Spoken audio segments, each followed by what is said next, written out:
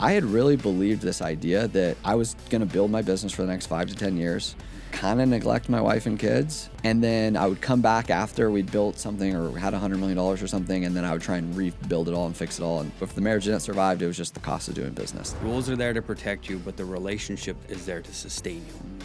The only way to get a revelation, in my opinion, with God is if you have a relationship with Him. I don't want to resent my wife for my business never being successful, and I don't want to hate my business for destroying my family. I want to see if I can have both. Braven, welcome back, big dog. Thank you. So you are a returning guest because the first conversation we had, we got emotional, had some good talks. We've been in some rooms together in other events that were also very powerful, and it looks like you're starting another chapter of your life because... Just for the record, how old are you, dude? I just turned 28. Just turned 28. You started Gains when you were 16? 17, yeah. 17. So you're 11 years deep. Yep. And we're well past 8 figures. Yep. Like we're flying. Yeah. Most people don't ever experience that, especially in their 20s. Yeah. So bring us up to date, dude. Like what's going on? What's happened? Yeah. We've been super blessed. Like the business has grown. We've financially been super blessed, and it's been really fun, and I've really now have an amazing team, and I really can't even take credit for much of what's happened in the last probably year or two. The company's grown. I've been able to bring in the right people, and they've just really helped the business to grow. And so, but it's also pulled me back out a little bit from the day to day and made me say, hey, what do I really want to do? What do I really want to be about? Like, is my whole life about building a business and making money, or is there something more to it? And so, that's been a lot of the last 2 years of my life is thinking about that, figuring that out while still trying to build the business and grow, because I do think that's important. I do think we should have things that we're creating and building. But yeah, so we've been crushing and growing, and we got some national. I think last time we were on, I was talking about retail. Our first national retail launch is in about 4 weeks. Really? Yeah. So Where at? Where are you launching? So Vitamin Shops first. Okay. And then the goal is follow up with GNC, and then we have conversations with some of the bigger retailers that are for the start of the year. So that whole side of things was completely new, and we're deep down growing in that path now. So a lot of fun things happening on the business side. Family, my wife's pregnant. There's a lot happening. So much happening. Yeah. So she's pregnant with your third. Yep. Okay. Now I want to go to the question he asked: is your whole life to build a business, or is there something more? What did you find? The first time I made $1 million of personal income, I think we maybe talked about this last time, but I'd made $1 million of personal income, and I'd got back the tax return that actually said the number. Yeah. And I was sitting in my office, and I thought, I looked at it, and I didn't really feel anything. And I sat there and thought, I really thought making $1 million personally, because when the company done $1 million, I didn't feel as satisfied as I thought. When the company had made $10 million, I didn't get as satisfied as I thought. But once I had personally brought home $1 million, I thought that's when I'll feel safe and secure and like I did something. And I didn't feel that. And I really actually felt super depressed. And it was almost worse because I had this story of, well, I should be really happy. I have everything. Why am I not happy? And so I had already been super deep down in self-development at that point, but that really was the trigger for me to say, okay, if I don't figure this out now, I'm going to destroy my whole life in the pursuit of some number that'll never get me there. I kind of was able to extrapolate it out and say, well, if I don't fill it at $1 million, I'm not going to fill it at 10. If I don't fill it at 10, I'm not going to fill it at 100. So there's something else other than these external factors I'm going to have to figure out internally if I want to actually be happy and fulfilled and enjoy my life. Yeah. And so that was kind of, I should say, the trigger of there's got to be something more to it. Okay. So when you say, I didn't fill it at 1, then I'm not going to fill it at 10, what's the feeling? What is the feeling that you're chasing? I think we're all chasing freedom, the feeling of being free. I think any entrepreneur, that's probably why they started at some point. They didn't want to be told what to do. For me, I kind of was forced to go down the self-development route. I had a really interesting traumatic childhood where I just knew that my thinking was broken. So my mom had died when I was 3. My dad had built a successful business, but then kind of lost everything. He'd had some affairs. Our family broke apart. And then my mom passes away, and then my dad ends up going to prison. And I just watched as what had the story in my head seemed to be was success destroyed our whole life. So I knew up front that my thinking was broken. And so I knew I had to do something about it. And I think it was one of the greatest gifts because most people don't think their thinking is broken. Yeah. And I think that's just a very dangerous thing because I think the more I've met people and watched men and experienced people in this world, I think everyone's thinking is very broken about money, about relationships, about God, whatever it is. And the biggest mistake would be to think that your thinking's not broken because you're never going to look at it. So I got blessed enough to know, hey, my thinking's broken. I'm going to have to figure this out.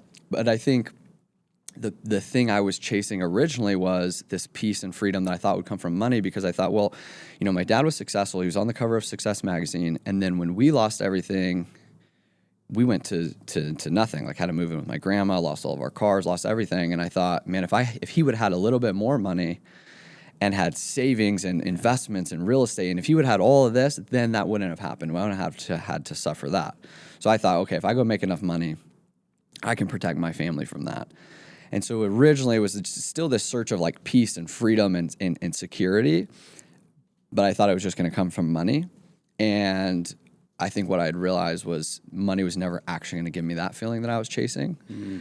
And it would just continue to compound because I thought I would feel it when I made $10,000 a month. I thought I would feel it when I made $50,000 a month. I for sure thought at $100,000 a month I would feel that, and it never really came as a result of the money.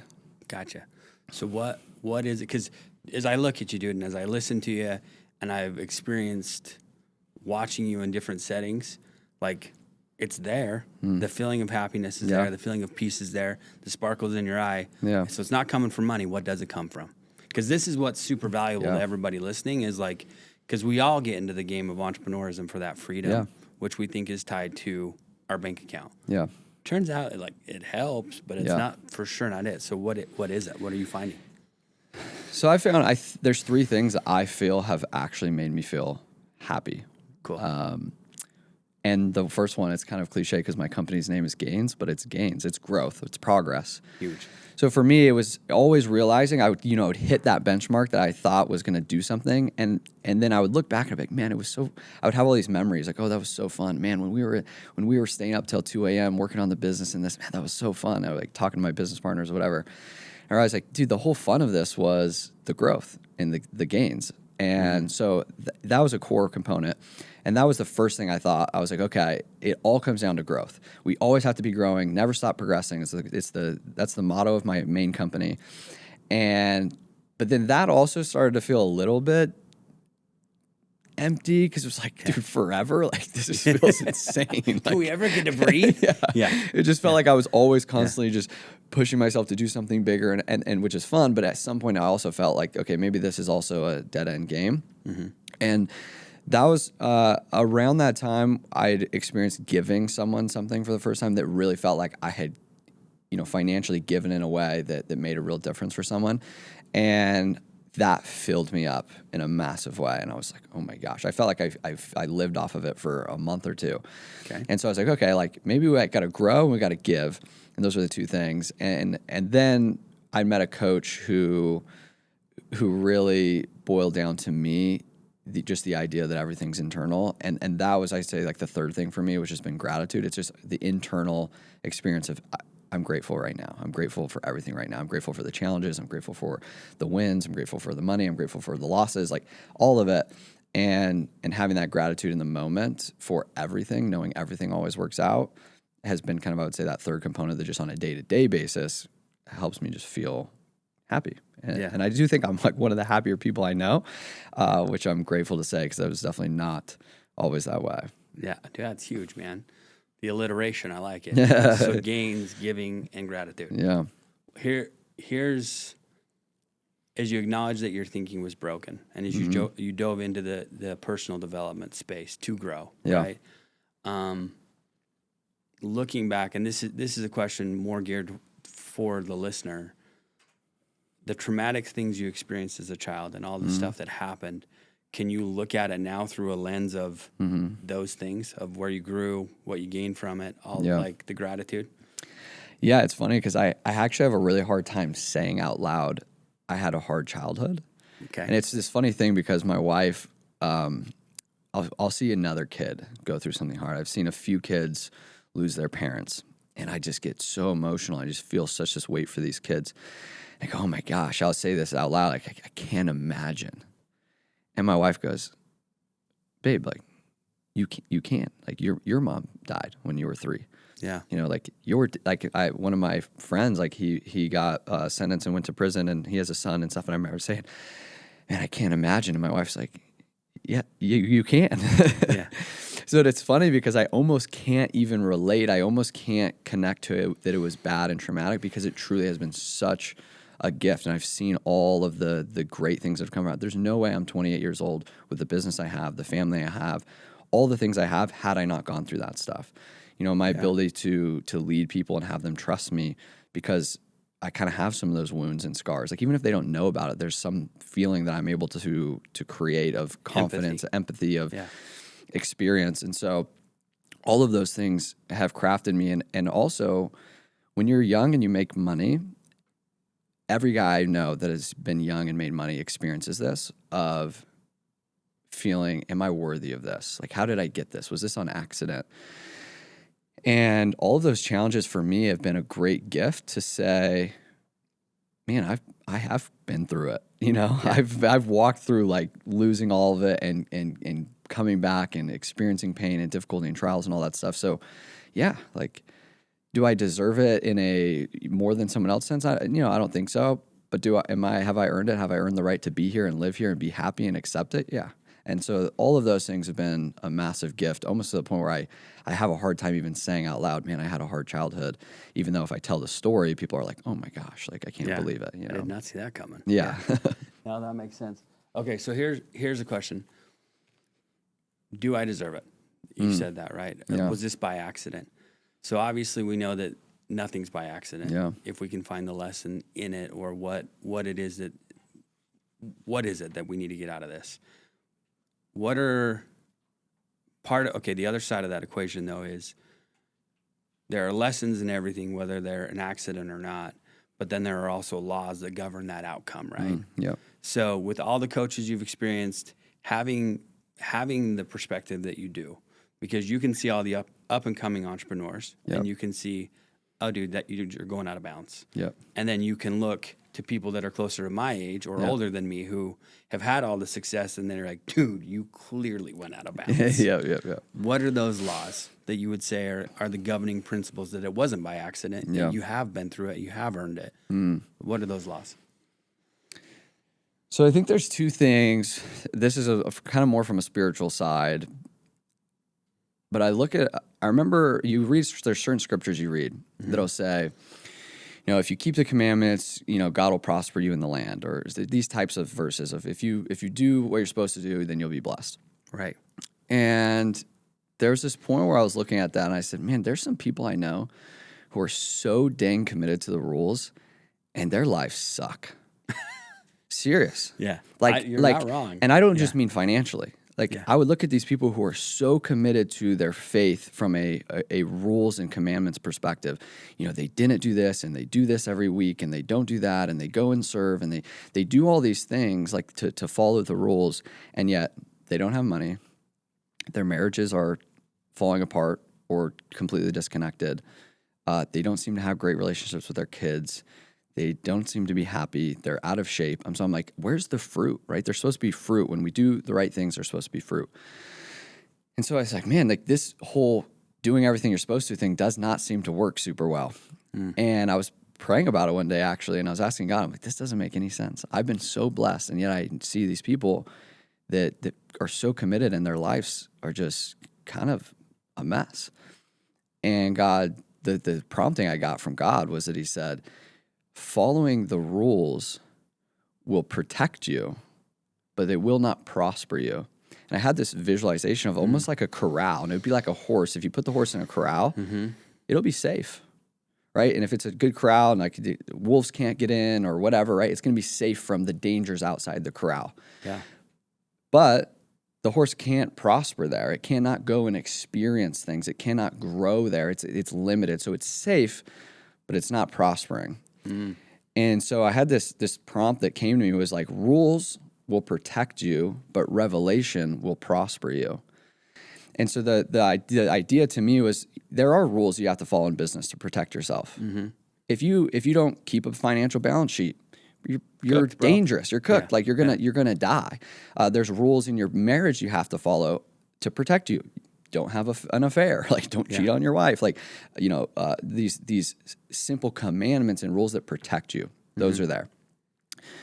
But I don't have a great marriage just because I don't cheat on my wife. Yeah. I can't not cheat on my wife enough to make our relationship great. I can't say, babe, I don't cheat on you. So how do we not have this amazing marriage? And I think a lot of people are living their life that way. They're not doing a bunch of things. They're following all the rules, expecting some great reward. And it's like, no, look, you're safe inside the corral. Yeah. But that guy over there who has an amazing marriage, he didn't just not cheat on his wife. He took her on a date night every week. He looked and he said, what does my wife need today?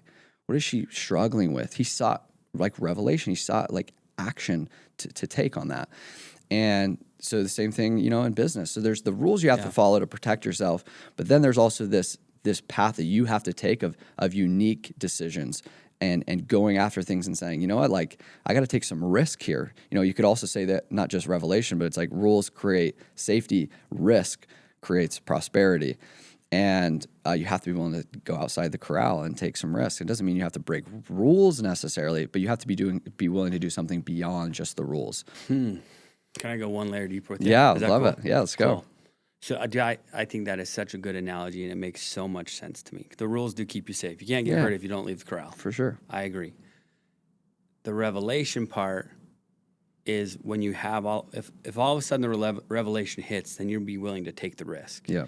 But if you go one layer deeper in my mind, because, dude, this is something I've been thinking about actually this last week, is rules are there to protect you, but the relationship there is there to sustain you. And so Love that. the only way to get a revelation, in my opinion, with God is if you have a relationship with 100%. Him.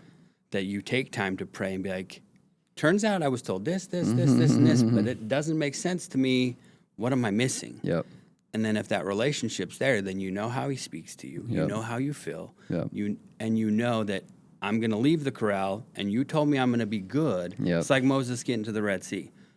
Okay, I'll lift this staff. You told me it's going to work. It worked. Let's go. Yeah. Like that relationship is so vital. And even if we're using Moses as an example, right? He goes to Mount Sinai. He gets the first set of tablets. Yep. The first set of tablets were not rules. No. It was a higher law. It was a relationship law. And then he comes down, the children of Israel are worshiping a calf, and he's like, bro, okay, we need rules. Yeah. So then he goes back and gets the commandments. Yep. That's... And for the next 40 years, they were safe. Cool. They're protected. But they did not prospering. prosper. Yeah. Yeah. Dude, 100%. I love it. That's cool. That's a good nugget. You're smart, dude. Yeah, I like Thank that you. a lot. Okay. So Gaines is thriving. Yeah. Just thriving. You're everywhere, all over the social medias. I have the lemonade flavor. I have the raspberry flavor. Yeah. But my son goes through like a bag Yeah. of the just normal kind. Every night, dude, this is what I hear. I hear the cupboard open. I hear, I don't know why he picks a glass, but a glass hit the granite countertop. And then I hear a spoon go Mixing it inside, up. go inside of the glass. And then the cupboard closes. Because this stuff mixes up incredibly well, dude. You've created something Oh, we appreciate awesome. And it's such a good... After our first interview, actually, almost everybody in my circle was like, do I need to get this? I was like, yeah, I think you do. And I think most of them did. Yeah. So Gaines is going well. It's prospering. What's next, dude? Yeah. That's a good question. And I think it's something I've been spending a lot of time trying to figure out, like, hey, do I just keep building this forever? Or like, what's really the thing I'm called to do? And I think, I look at my life, I feel that I really have been positioned to help people beyond just fitness. Like that was one thing. I grew up in, a very holistic, health-focused, fitness-focused family, and so I was able to help people with that. But I also think, the difficulties I went through, the traumatic experiences I went through, being able to work through and fix my mind and all of those things, right? Like I statistically should be in jail or prison. Every other guy in my family has been in jail or prison. Yeah. And so statistically, that's where I should be, and not a 28-year-old worth, over $30 million, blah, blah, blah, blah, blah, with a marriage and kids and health and all of these pieces.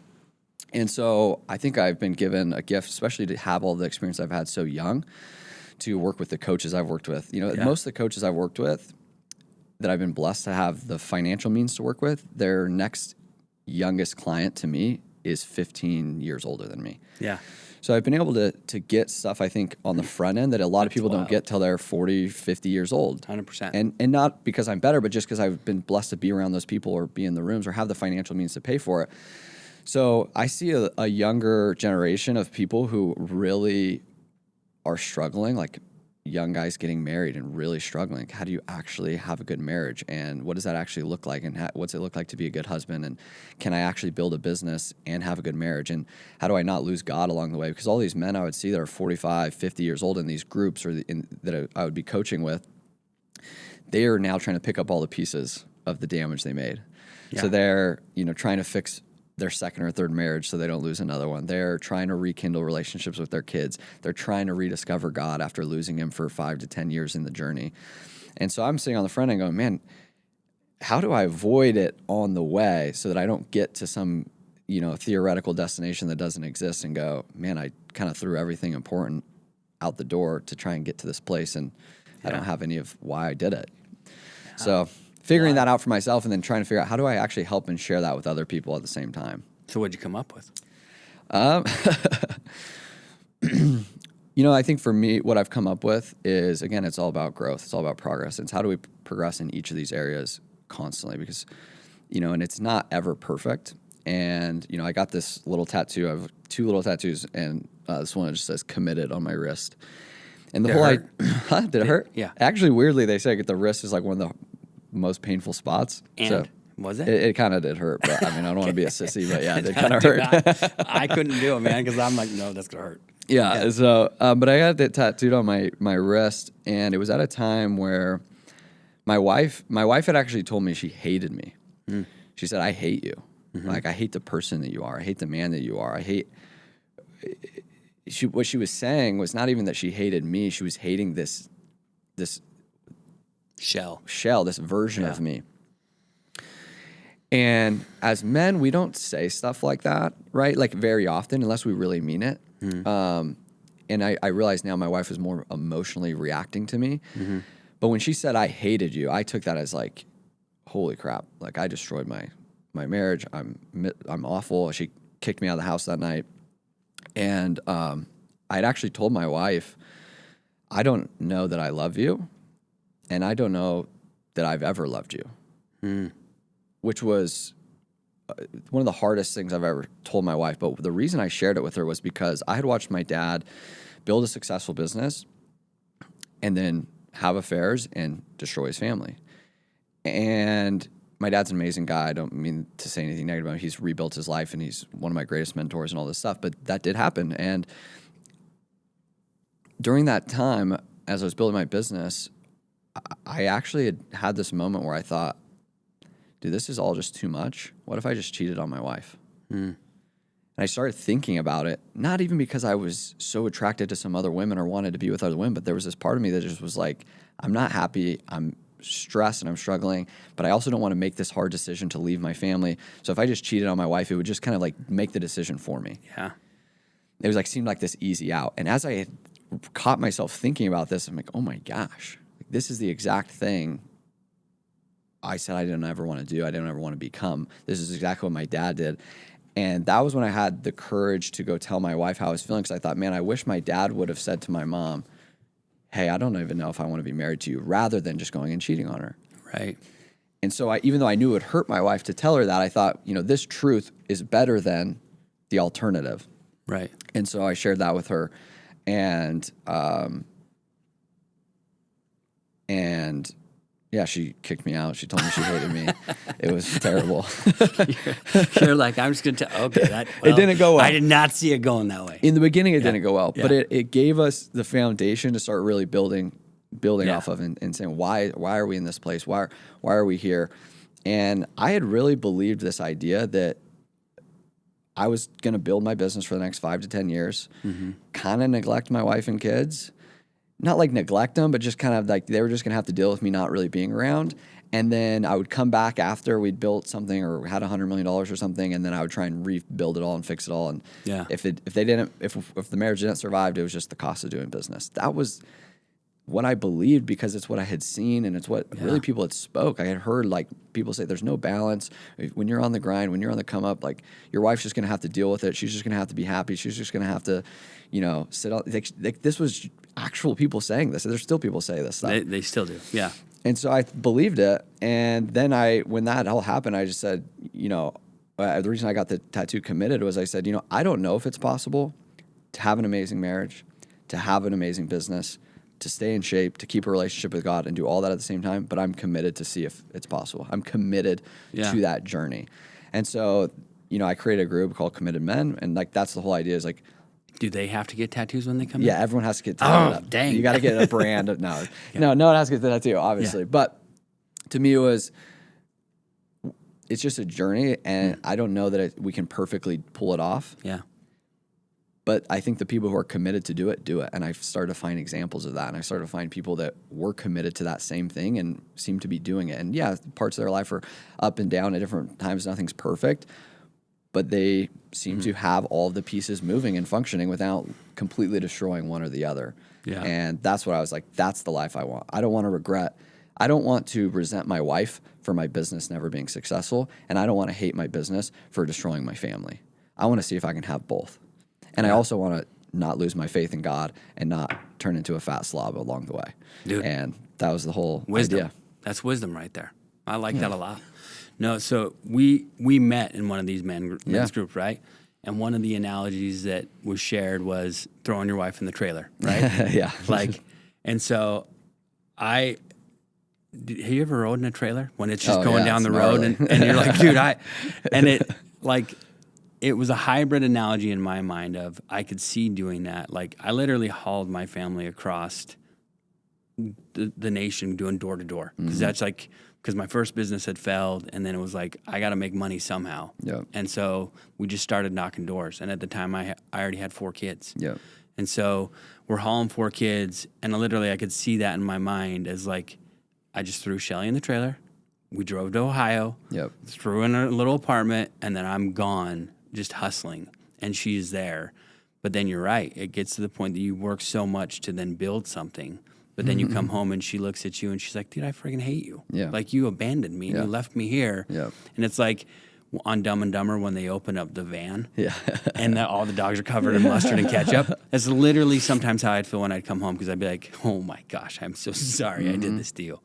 But it's like, you can have it all, dude. Yeah. You 100% can. I love that analogy because I think a lot of times too as men, I remember thinking my wife's such a burden. If I didn't have my wife, I could be making so much more money. I could be doing so much more. We all think it, but it's the dumbest thing on the planet. It's so dumb. I would be a mess had I not got married and had her stability and strength and wisdom and the amount of time she's protected me from situations. So anyway, but I remember thinking that like, man, my wife is such a burden. I see so many men thinking this. My wife's a burden. My wife, she just doesn't get it. She doesn't support me. She's always nagging me. This. And what's funny is like we throw her in the trailer, we drive around all day doing our stuff, and then we go get home and we open up the trailer and we expect her to like be so excited to see us, have dinner ready, just be. She's ready to make love. Ready to make love. Like, hey, I thought we were supposed to have sex tonight. Yeah, exactly. And so as guys, like you've heard Garrett say this too. Like as a guy, you want sex and you want money, and if you aren't getting those two things, it's really hard to even think about being in shape or having a relationship with God. Like these two things kind of rule the natural man of I want to have sex, I want to make money. And a lot of times we kind of put our wife in odds of those two things, and then we blame her for it. We blame her for, her hair being a mess in the trailer that we just drug her around in. Yeah. Versus seeing like, hey, I might be the problem here. I might be the reason that we're not connected. I might be the reason she doesn't want to have sex with me. There was a time she did really want to have sex with me. Maybe it's my fault she doesn't anymore. Yeah. But we're like, she's just like, we got married and she stopped wanting to have sex. Or, well, we got married and or we had kids and now all she cares about is the kids and da-da-da-da. And we want to blame her and think there's some other magic fairy tale woman out there who will just give us endless sex and let us go make money and it'll be just so much easier. And I've just watched so many guys burn through those. And luckily I've got to see them do it and rather than myself do it and go, okay, that doesn't work. There's no woman who's just magically gonna. Yeah. not care and give you sex and not actually want a relationship and not have to be invested in. There's got to be a into. connection, 100%. Dude, one of the most powerful things I ever heard was at a speed and power camp when I was in high school. Like one of the coaches was like, listen, dude, a smart man learns from his own mistakes, but a wise man learns from the mistakes of others. 100%. And I was like, that actually makes a ton of sense in my mind. Unfortunately, I've been smart a lot and still made a lot of mistakes. 100%. But there are a handful that wisdom has been like, that's stupid. Yep. Because kind of the same thing, like I had a pretty interesting childhood. Actually, on the way here, my wife called me and she's like, some lady just went off the road and I was behind her. She like flew into the ditch. The car bounced. I'm the only one here. Like, so I just went up and she was seizing because she was so drunk. Wow. This is literally this morning. She was so drunk. And the cops like, or 911 lady's like telling my wife, you got to break the window. You got to get her out. My wife can't break the window. This runner chick that comes down the road, they can't get the window broke. Finally, the cop gets there. But as all that was happening, like, this is where the wisdom came out. And actually, weirdly enough, I actually got a call yesterday that one of my cousins had died of an overdose. Oh, wow. So where I bring those two stories together is like wisdom for me is I watched my mom deal with drugs. She did die of an overdose. I've never touched them, dude. I've never even had a drop of alcohol because I'm like, I'm not doing that. That's clearly a really bad idea. Yeah. And so I think if you just will look at how the lessons are there to be learned, then you don't have to repeat the same stupid mistakes. But sometimes our brain is so broken that it's like, well, that makes more sense because I've seen that work. That's what I've seen. Someone do that, but it didn't get the result I wanted. So it's two things. It's one, the wisdom protects us from all those mistakes, right? So that was kind of, I think, my first initial goal is, hey, dude, I'm already on this path of being successful and destroying everything else. I'm making money and destroying my marriage. I was like, I got to fix this. And so originally it was like, how do I just avoid all those failures? But the other thing about wisdom and learning from someone else is it speeds up the process. It speeds up the success. Like, how am I 28 and have been able to build a business that's bigger than what most people build in, at 45, 50, 60 years old after decades of business? It's like, honestly, because I've been willing to pay for wisdom, pay for, what did you experience? Tell me about it. Teach me about it. Like, I've invested over $1.3 million. I calculated a couple weeks ago, $1.3 million in coaching, consultants, masterminds. Yeah. And the funny thing is, I remember when I calculated the number up, I was typing everything I'd invested, and I was like, holy crap. Man, I'm like, it would be kind of nice to have 1.3 million sitting in my bank account. This was the first thought I had of 1.3 million sitting in my bank account, like have all that money back. And I realized, I would have none of that money without the investment. Right. Like, my first coach was $6,000. It was upfront. It was $6,000, which is so funny to me because he gave me 3 months of his time for $6,000 upfront. And you were like, that's so expensive. It was all the money I had. Yeah. I'd gotten $6,000 from FAFSA for college aid, and my wife had gotten $6,000 from FAFSA for college aid. College aid. Yeah. And I remember telling her, hey, babe, I'm going to invest 100% of my FAFSA, my government money for college, to paying this guy. Yeah. And I did, and absolutely changed my life. So had I not started investing and kept investing, there would have never been the $1.3 million. And I think so many people, they want to be smart. I actually read this morning, there's a Bible verse, it's in Proverbs. It says, do not, I'm not going to say it right, but it's like Proverbs 3, like 7 or something. But it basically says, do not be wise of your own mind, but fear the Lord, right? It's the one that says, in all thy ways acknowledge him, he shall direct your path. So he says, do not be wise in your own mind. I'm like, man, how many times do we want to be wise in our own mind versus taking the wisdom of God, the wisdom of someone else who's been down the path? Yeah, it'll protect us, but it'll also massively speed us up. And so I've always just looked at, like, who's got this figured out? How do I pay them to get me there faster? Yeah. And I've never hired a bad coach because I've just been a good student. Yeah. No, dude, it's huge, man. And the funny thing is all of it, dude, and I'm so glad you bring up Proverbs, all of the stuff that any of these coaches that are worth what you invest in them, like what the investment is, all of that wisdom, all those laws or principles are in the Bible. Yeah, they're all in Scripture, dude. 100%. Yeah, they're all in Scripture. That's what the last year has been.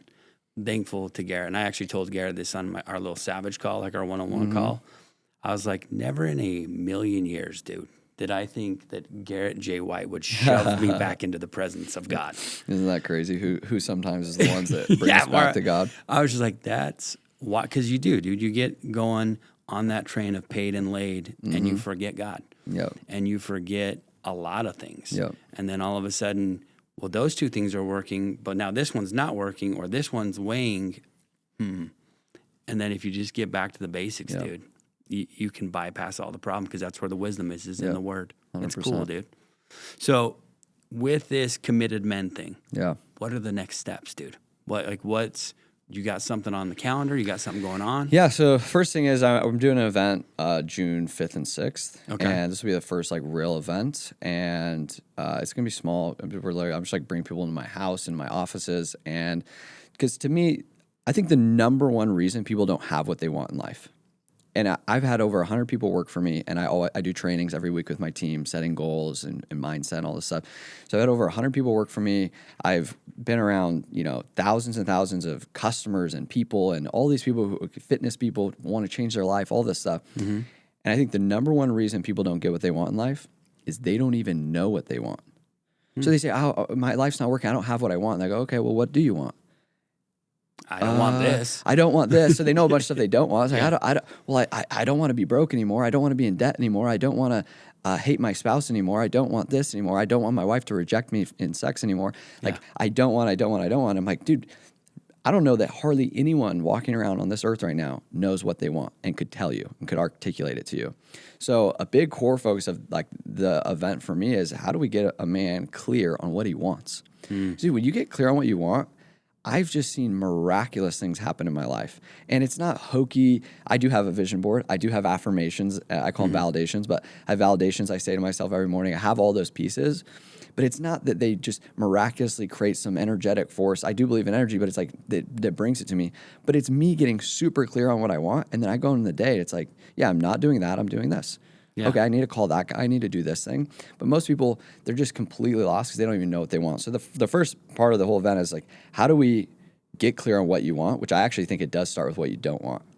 So when people say, I don't want, I'm like, cool. Then what do Those you are all want? warning lights. Yeah. So let's take that. I don't want to be broke anymore. So, okay, cool. So what do you want? I want financial freedom. Cool. Okay, what would that look like for you?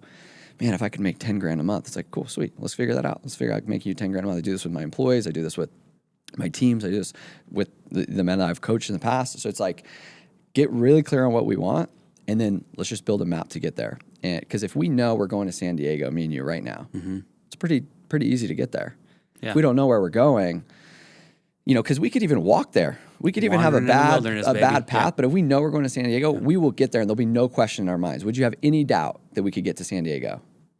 No. So it's like, if we really know what we want, it's like, dude, I want to have $10 million in the bank. I'm like, cool, it might take a while. We might be walking to San Diego. We might not have a jet, but we can get there. Right. And there's steps we can take to get there. And if we just keep walking that direction, eventually we're going to get there. So that's like step one, is to get super clear on what we want. And most of us just don't take the time to do it. Right. It's just like, when was the last time you took a day, 2 days, and just actually separated yourself and set goals? And so I'm still a part of some groups where that's the only reason I pay for them. Yeah. Like there's a group, the same group, we're in the group together. Yeah. It's $50,000 a year. Yeah. And I was in the group for a while, and I left the group because I was like, I could just do this by myself. But basically every quarter we just get together for a day or two and we set goals. Return a report. Yeah. I'm like, I could just take a day and, go to an Airbnb and set goals. No, you can't. I didn't do it. First quarter, I didn't do it. Yeah. And then I was like, oh, you know what I'm going to do? I have a membership at Kilns. I have my office, but then I have a membership at Kiln. I'm going to go. I got a membership at Kiln, which is like a co-working space, just so I can go set my goals there for the quarter. I went for an hour. I got distracted. I don't know. It was terrible.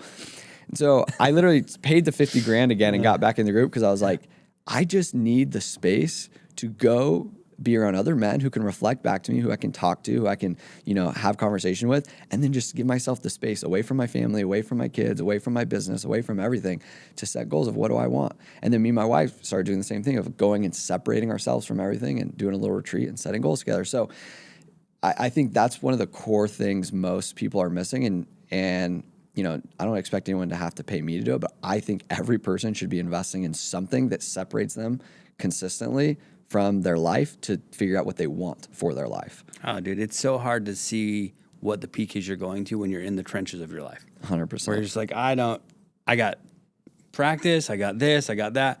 No timeout. Yep. Where are we going? What are we doing? Yep. 100%. Okay, so that's day one. Then day two, what are we doing? So day two is like... Or is it a secret? Well, I mean, actually day one is probably more starting with the truth. Yeah. It's actually not figuring out what you want. It's actually where are we at now. And then we're going to figure out where we want to go. But we got to get honest about where we're at. Right. And, we're all freaking liars, dude. And I do this funny thing when I'm ever teaching or giving a speech to a group and I want to talk about honesty. I have a core value in my company. It's called TTFT. Okay. And can I swear on this podcast? You can. Okay. Yes. the acronym is tell the fucking truth. That's true. And I came up with that probably the third time I'd ever said the F word was saying that acronym. But it was this realization that I realized I grew up and I learned how to lie. Religion taught me to lie. My family taught me to lie. There was this time there was this super fat lady at my house doing a health consult with my dad, and she was just busting out of the seams of this stool, this bar stool that she was sitting on. Yeah. And I was like a 3-year-old kid. I just said, hey, your bum's too big for that chair. I posted about this little while ago. I said, your butt's too big. And my mom was like, you would have never said butt. You said bum. I'm like, okay, sorry, Mom. Yeah. Anyway, so I said, your bum's too big for that chair. And then, my family, oh my gosh, you can't say that. So I'm like, okay, we all learned to lie. And so I came up with this core value of tell the fucking truth, which means the unbridled, not nice, sometimes painful truth. Like when I had to tell my wife, I don't know if I love you. Because from there, all creation can happen. Yeah. God, one of his names is truth, right? So we have to start with the truth. And when we start there, then we can uncover like where I actually want to go. But most of the time, we're kind of lying about where we're at. And so we never even get enough of the pain or the clarity to really make it a determination where we're going to go. So day one, like this might scare anyone from coming to the event, but it's really like, dude, how do we just strip away all the bullshit? But it's so powerful, dude. And tell the truth. It's so powerful. Yeah. You get in those rooms where, like, in Warrior, right, it's the code. Yeah. You get in where everybody's living by the code, and the things that come out of dudes' mouths about the affairs they've had or this they've had, 100%. where I'm like, oh my gosh. But the environment is set where it's like, this is just the standard, dude. Yeah. And you cannot change something that you are not willing to look dead in the ugly eye. Yeah. And be like, all right, let's do this. Dude, it's so powerful when you tell the truth. Oh, so powerful. Something miraculous happens. Yeah. And it's so funny. I had this realization a little while ago when it comes to the truth. I realized, why do you think the biggest reason people lie is? Scared. They're scared. Okay. Yeah. They're scared of a consequence. Yeah. So I think the biggest reason someone will lie is to get someone to trust them. That's the dumbest thing I've ever heard, but you're right. It's so true. Right? Get scared of not being trusted. Yeah. 100%. That's what it is. Yeah. So I will lie to my wife so she trusts me. I will lie to a customer so they'll trust me. Well, I don't want to tell them that. I learned this when I was teaching. I was teaching seminary. And I remember we had a lesson about pornography. We had to teach this lesson about pornography to the high school students that I was teaching.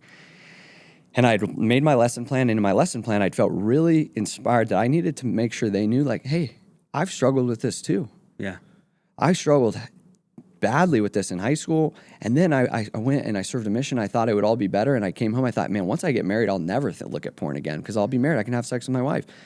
And then it wasn't true. Not true. And I'm married and I'm still wanting to look at porn. And I was looking at porn. And at that time specifically, I was doing well with it. But I wanted them to know, like, this is not me telling you you're bad and you shouldn't look at porn. This is me telling you we should all not do this. Like, it's not good for our life, whatever, right? Right. And I remember I had to share my lesson plan with the person who was my manager or whatever. And they said, oh, you can't tell them that. You can't be honest. You can't tell them Don't that. tell her bum's too big.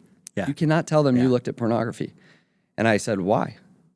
Help me understand that. I said, well, because the parents might get upset if they knew that their kid's seminary teacher used to struggle with pornography. And I said, their dad's probably struggling with pornography. But here was the funny part. I said, well, their kid's seminary teacher did struggle with pornography. Yeah. So if they have an issue with it, they should probably know, don't you think? Well, yeah, but like, we just think it would cause an issue if they knew. And I was like, oh my gosh, we're lying so they'll trust us. We're lying so they'll trust me as their kid's seminary teacher. Yeah.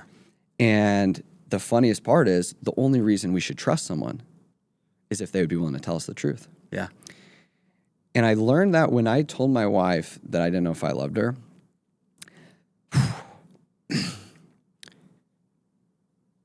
It might have been the time in my life I felt most loved by my wife. Because I was just who I was, and she could trust me. Yeah. Even though I had said this terrible thing, there was this underlying current of, I can trust this man. He'll tell me the truth. Yeah.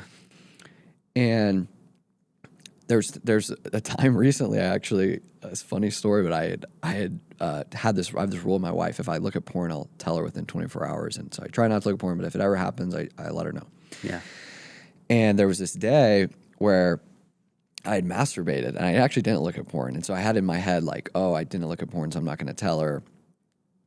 And I felt like God told me, like, you need to tell her. Yeah. And it wasn't like I felt ashamed or guilt. I just felt like I should tell her. Yeah. So I go tell my wife, hey, I masturbated, and I was feeling stressed and anxious, and so I could tell you were tired last night. So anyway, I told her. Yeah. And my wife goes, what were you thinking about? Oh. Yeah. I could not believe she had asked me this question. Yeah. And I at that moment had this thought of, I should lie to her because she won't trust me if I tell her what I was thinking about.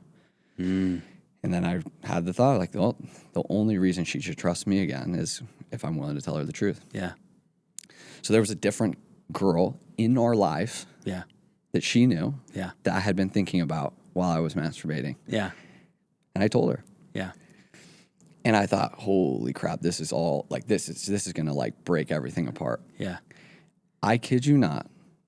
That day, we had the best sex I'd ever had in my entire life with my wife. And again, I just realized a woman she'll actually love a bad man that tells the truth, but she will not love a pretend good man that lies. That's a real thing, dude. And I just realized it was the core, most important thing. And so I think a man that's willing to tell the truth can have anything he wants in this world. Mm-hmm. And can build a path to get it. But a man who's lying, he's just stuck. He's just stuck. 1,000%, dude. It's so true. It's so true. The best conversations I've ever had with my wife are when it's just like, this is how I feel, and it's not nice. No. And then we can take the facts, right? Yep. We can pull all the feelings out of it and be like, okay, these feelings are whatever. Yep. And we can complete, like, it's powerful. It's huge. And a woman, they want to trust you so bad. They want to be led so bad. They want to feel safe so bad. Yeah. And so there's just such a power in speaking the truth. And I think as young men especially, we've been trained to lie to our wives about little things, big things, to not, like, I'm not going to say something to her about that, or that makes her mad. And I think men have just been really poorly trained on how to be husbands, like just very poorly trained. I was very poorly trained. And luckily I've been able to be around these older men who have had decades of experience. A lot of them have gone through multiple marriages. Yeah. And I've been able to take these lessons and bring them back and Wisdom. be like, man, okay, that's wisdom. He learned that. I'm not going to do that. I'm going to do that. And it's made such a big difference in my marriage. And then, which has blessed every other area of my life. And I think that's the whole have it all idea is, dude, if your body's on fire, it will be a weapon in your life. I think every area of your life is either a weapon or an anchor. Yeah. So it's either hurting the other areas. It might not destroy them, but it's hurting them. So if you're overweight, you can still make money. Yeah. I'm not saying you can't. Yeah. But being overweight is going to be a drag Right. on how much money you can make. So you can still do it, but it will be a drag. Yeah. If your marriage is a mess, it will be a drag on your finances and your health. Right. You could still make money. You could still be in shape and have a shitty marriage. It will be a drag.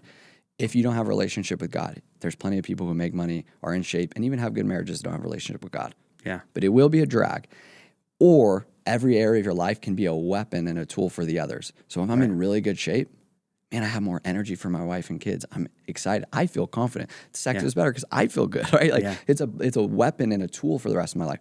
If I have a great relationship with God, it's a tool and a weapon into my business and my marriage, all these things. If my marriage is on fire, man, maybe more than any of the other areas, everything grows. Like my business just, I think my wife she's got your back. Yeah, dude. and she like those extra hours, she's like, I got you, dude, because I know you're not doing anything because I can Yes, trust you. She can trust me. Yeah. It's the biggest impact, I think, in the last 2 years to my business has been the relationship I've had with my wife and my relationship with God. Like that has propelled more forward faster than any of the masterminds or knowledge I gained in business specifically. 100%. Just having those relationships dialed in. So, Dude, you're spot on. That's wisdom coming out of a 28-year-old mouth. That's huge. yeah. Okay, well, give us one more nugget of wisdom, dude.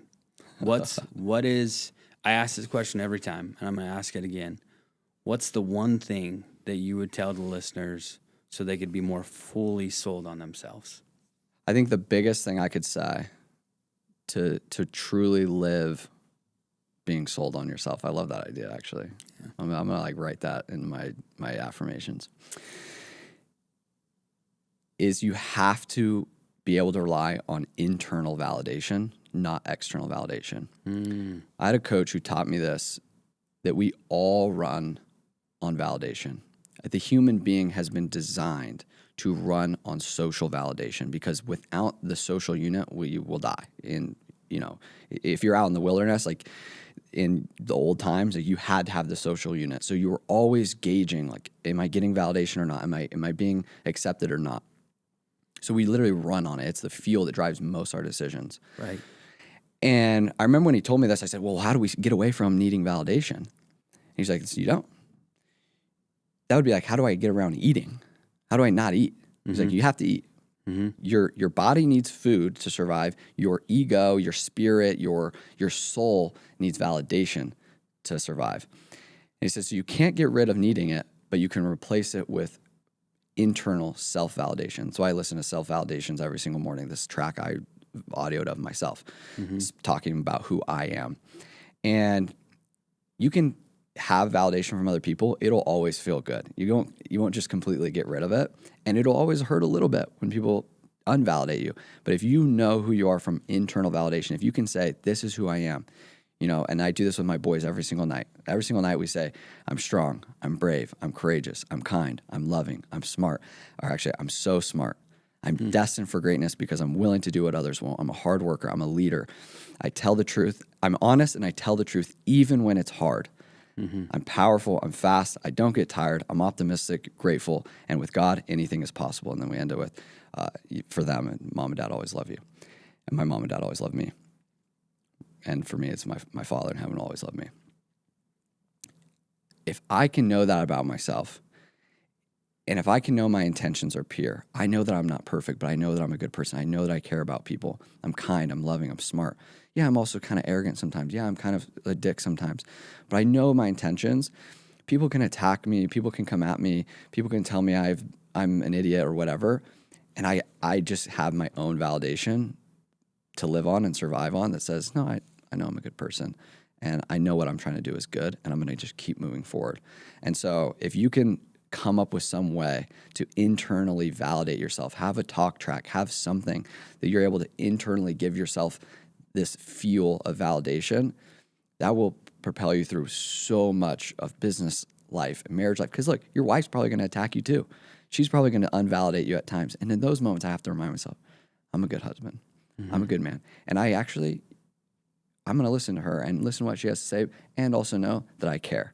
And that I'm not always late. I'm not always distracted. I'm not always, whatever the always she's telling me is. Yeah. So, sorry that's a long answer, but it's a great answer, internal dude. Validation over external validation. It's a great answer, dude. And I appreciate that. And truly, like, all of the great men who have ever done anything great have had a vision of some kind that goes against the grain 100%. Of what the external validation would say. Yeah. Like, just imagine, just because we used him as an earlier example, but if when Moses is going to, like, I'm going to part the Red Sea if he turns around to the children of Israel, and they're like, that's a dumb idea, dude, don't do that. He didn't even look.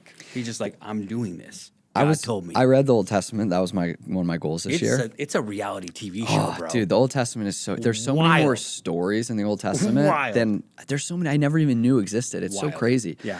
But as I read the Moses story, there's this cool part where when they left Egypt, they had to decide there was like two directions they could leave in. They could have left, like, I don't know, I'm not going to get it wrong, but they could have left like south, for example, or north. Well, north, they knew in that moment, Moses knew in that moment, led straight to the Red Sea. I don't know that the Israelites even knew because they'd just been stuck in Egypt their whole lives, like for generations, but Moses knew.